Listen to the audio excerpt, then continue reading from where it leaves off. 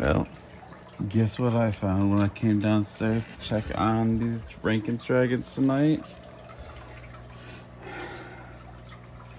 That is our girl, and I'd say she looks pretty not full of eggs anymore, which means somewhere in here we gotta find some eggs. When you're getting eggs ready, this right here is what I use for mine. I've used this for 20 plus years, incubating bearded dragon eggs, Rankin dragon eggs, turtle eggs, all sorts of stuff. Just plain old vermiculite. I've been using vermiculite for over 20 years and it has worked perfect every time for me. So you want to take your dry vermiculite. It looks like this out of the bag. You mix it with water, mix it all up in the dish until you can take it and squeeze it, and it holds its shape like that right there, but it doesn't have any water dripping out of it. So you can squeeze it, hold its shape, but you don't have any water dripping out of your hands. That is the perfect consistency for hatching dragon eggs. So now, let's go find us some dragon eggs. All right, first, we're gonna get something to put Mama and Daddy in while we are rooting around their enclosure to find the eggs. This little critter keeper tub will work fine for that. Come on, Daddy, come on out of there. Mama, you did such a good job. We're gonna get your eggs and get them all taken care of. Set you guys off to the side over here for a minute. And let's search for some eggs. So she was digging a hole over here. She dug test nests here, a test nest back there, and a test nest right here. I'm thinking it might be right here. I'm gonna check this first because this is all filled back in. Let's carefully excavate this here. I'm gonna be careful when we're moving this stuff. Just gently sift through it. You don't want to disturb the eggs too much when you find them. That's a rock. It's not an egg.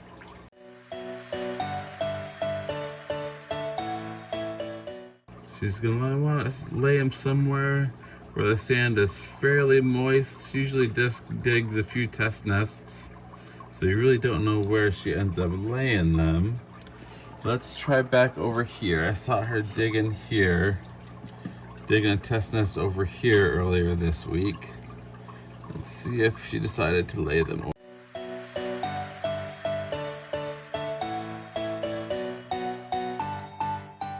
Let's try. We're just gonna go methodically, little by little, all over the tank until we find these eggs. It could take a little while here, so bear with me. No, it can't be in too hard a substrate. Alright, let's move this stuff. Maybe she decided to lay them over on this side of the tank. This side looks pretty dug up over here too. There was a water dish over here. Did you lay them? Did you bury the water dish and lay them in the water dish? Or maybe you laid them underneath the water dish? Because this is all pretty dug up. You want to be digging because when you do find them, you don't want to break any of them when you do finally find them. And I know they're in here somewhere because she doesn't have eggs in her body anymore.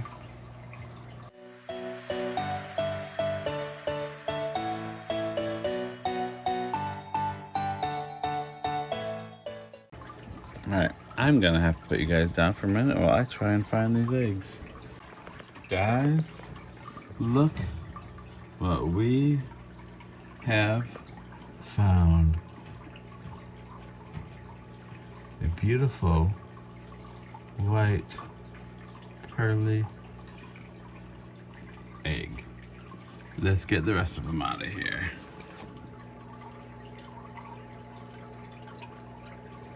There's another one. See if we can carefully excavate these guys out of here. Ah, beautiful egg. Carefully. She hid these eggs so good. She's such a good mama. Want to about half bury those eggs in there. She dug a nice little tunnel, cave in here. You want to make sure that you keep those eggs the right way up. How you take them out of the nest is how you want to put them back into here.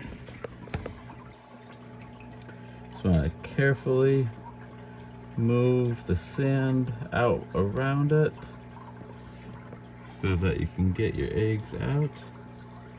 There's another one. Perfect. Another one right there. Oh, these eggs look beautiful. Hopefully all of these babies hatch for us.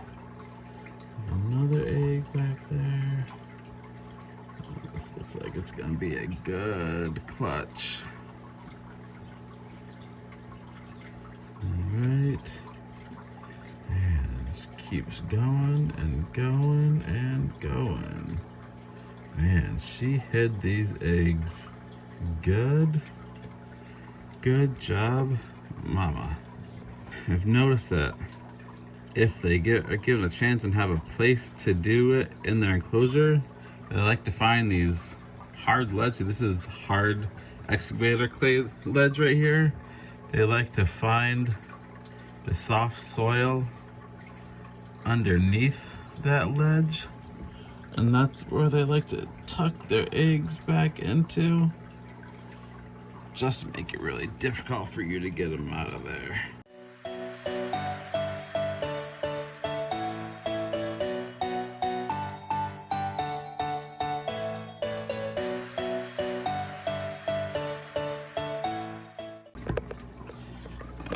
Let me just check this. I'll be right back with you guys.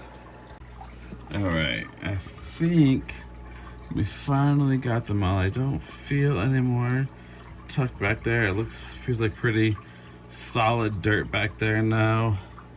I don't see any more white shining out. Dig back a little bit more. Yep.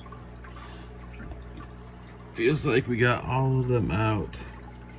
Don't feel any more eggs. How many eggs do we have? First, we're gonna take a look at her. This is the girl that laid the eggs. Take a look at her, size of my hand compared to her. She's probably about 8 inches head to tail. How many eggs do you think she got? I'm gonna guess her size. It's her first clutch she's ever had. I'm gonna guess she laid about 15 eggs. Put down in the comments what your guess is. See if you're right. Who's the closest? I have not counted them yet, so I'm not cheating. And here we go. We have 1, 2, 3, 4, 5, 6, 7, 8, 9, 10, 11, 12, 13, 14, 15. I swear I didn't count them at a time. I guess it's just a pretty good guess. I've been breeding these guys for a while. I've been breeding dragons for 20 years. I guess I'm just good. So, make sure you guys stay updated so you can see in about These Rankins Dragon eggs, I got them set up in an Exoterra, temp controlled, digital readout. It's got a fan in the back. Nice small incubator if you're only gonna have 2 or 3 clutches of small clutches like Rankins Dragon's eggs or Beater Dragon eggs. As long as you don't have anything too much, you can only fit about 2 or 3 of this size container. This is a Chinese food container. You can only fit about 2 or 3 of those in this container. So for a small breeder that doesn't have very many clutches at a time, it's pretty good. Crested eggs, leopard gecko eggs, you only have 2 at a time. So in about 2 months, usually anywhere from usually between 40 and 50 days, these guys start hatching. I have had them hatch as early as about 35 days, but it can be anywhere all the way up to 55 or 60 days. Typically about a month and a half on average before these guys hatch. So it is now May 28th. So 2 months from now will be the end of July. So the end of July, make sure you check back on this channel so you can see baby Rankins Dragons hatching out of their eggs. All right, let's get them in the incubator. Get their lid on. You don't want it tight, but you do want it covered. I will be putting air holes in that lid because you don't want a tight seal. You want it left, just gonna leave it open like that for right now.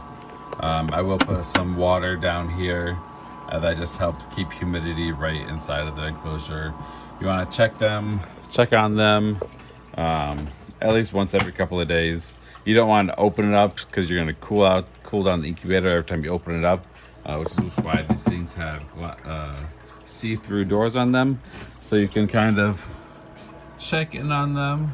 It's got a light, so you can turn the light on, check in, make sure eggs are doing all right, turn it off.